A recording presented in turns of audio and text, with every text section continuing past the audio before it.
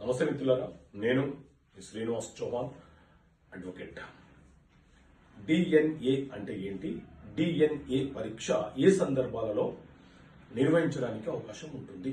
So మిత్రులారా, DNA అంటే deoxyribo nucleic acid అని పిలుస్తుంటారు. ప్రతి దేహము అనేక కణాల యొక్క సమూహము. ప్రతి కణములో ఒక జన్యు పదార్థం అనేది ఉంటుంది.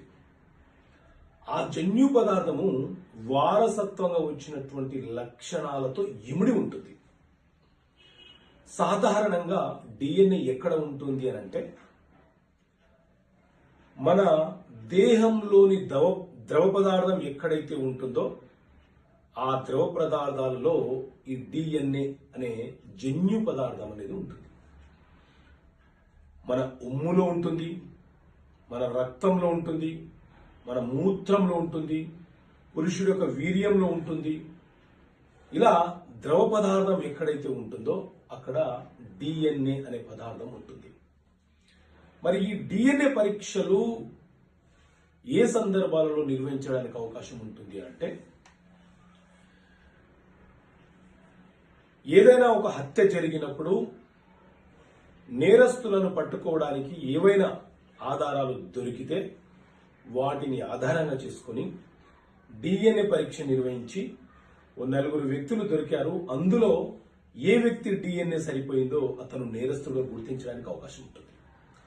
లేదా మానభంగం, అత్యాచారం లాంటివి జరిగినప్పుడు ఎవరు ఈ చర్యకు పాల్గొన్నారు అని వీర్యాన్ని పరీక్షించి వాటిలో లభించే డిఎన్ఏ ఆధారంగా ఆ వ్యక్తి నేరస్తుడు ఎవరో గుర్తించడానికి అవకాశం ఉంటుంది.